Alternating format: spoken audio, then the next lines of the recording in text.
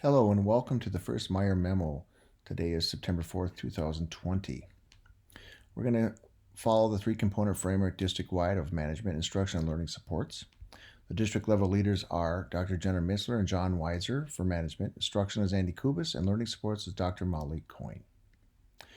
Olson Building Leadership Team, or BLT, are as follows. Manager is myself, and the PBIS leads are Melanie Hendrickson and Stephanie Abrahamson. Instruction is Tyler Anderson and Nick Schmidt. Learning supports are Jenny Deravangas and Caitlin Moody, and our technology integrationist is Becca Schultz. Meetings during distance learning, these are placeholders. So we may have meetings during the week, or we may not. It's just there in case we do need one. So staff meetings are Tuesdays at 8, ISST are Wednesdays at 8, swim are Wednesdays at 11. Grade level team meetings with myself are Wednesdays during specialist time. And if you look on the schedule, for example, grade 5 is 9:30, grade 3 is 10:15, and so on. And if you just want to meet with me, you just set it up with an appointment. We can connect up. So specials as well as integration or specials, interventionist, EL, special ed. If you want to meet with me, just set up an appointment, please. PLC meetings district-wide are Thursdays at 8, but teams may choose to do a different time. BLT meetings are Fridays at 8. Tuesday, September 8th is our first day of school of distance learning. We have a staff meeting at 3:30 just to go over a few things. I'm going to use a code this year during distance learning, and the code is OLE staff meeting. And then Friday, September 11th is our BLT meeting, our first one, and it's at 8:15. I'm using a code as well, and it's OLE BLT. We have a new digital learning specialist. I know you've met her. It's Becca Schultz. She hasn't set her days yet. She's splitting between Ridgeview and Ole. Email or call for appointments. She's going to help with instructional technology, and when we return, she'll be located in the Media Center. Welcome, Becca. We have a new cultural liaison, Emma Beltran. She'll be with us on Wednesdays and Thursdays. She's going to be working on attendance, check and connect, and overall guidance for us. Welcome, Emma. Attendance guidelines. We're going to talk a little more about this on Tuesday, but I just wanted to give you an overview. So students will log in by 9 a.m. If a student or caregiver logs in by midnight, they're counted as present for the day. Please reach out to myself or Carol Hauer if a student has 3 consecutive days of absence.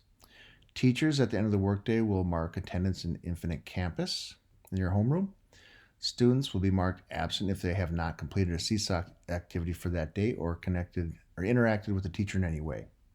If a student logs in after teacher marks attendance for the day, please send any needed adjustments the next day by 10 a.m. That's really important to Carol Hauer, so she can get that in and send out messages to families. And then if you can get that information to her on Olson's distance learning daily attendance correction sheet for her, that would be awesome. I've linked that to the email that sent this memo. Resource page, you've seen that. Classroom teachers, please share that if you haven't with your families. And then Melissa, if you would place that on the school website for us, that'd be greatly appreciated. Childcare, now this is a big change. There's new information. I apologize. It's just this is what's happening. We're changing all the time. So the previous times that were given to us for lunches were not correct. We also have 30 students at Ole instead of 15. So the new plan is it's going to be similar to what you have set, but each student will have an hour for lunch and recess combined. It's going to fall in between the 11 and 1 o'clock range. The district will designate and share the exact times for grade level. So if you have a 4th grader, they're going to say the 4th grade might eat from 12 to 1, or however way they decide that, they'll let us know.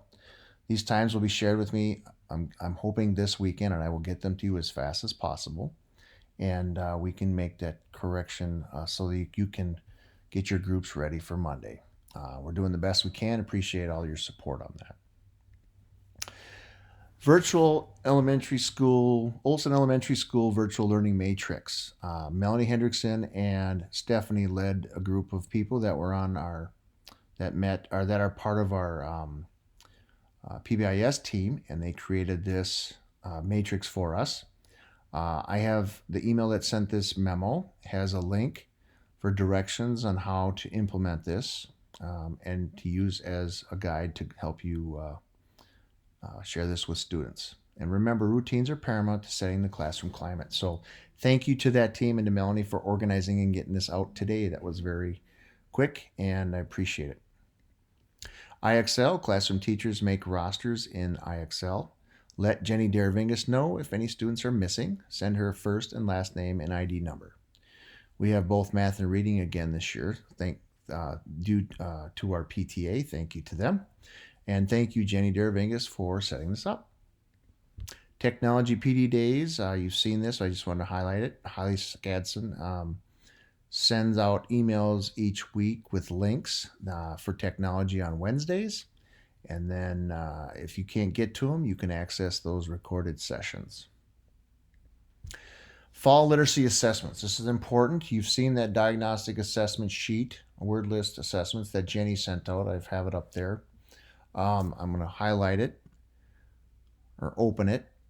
This is the document that I'm talking about. Please go and document this so that Jenny can utilize this to make her groups.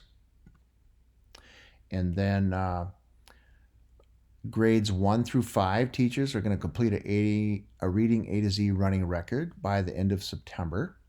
The district will provide the passages for each classroom teacher, and then they're going to have a shared folder for teachers to collect the information.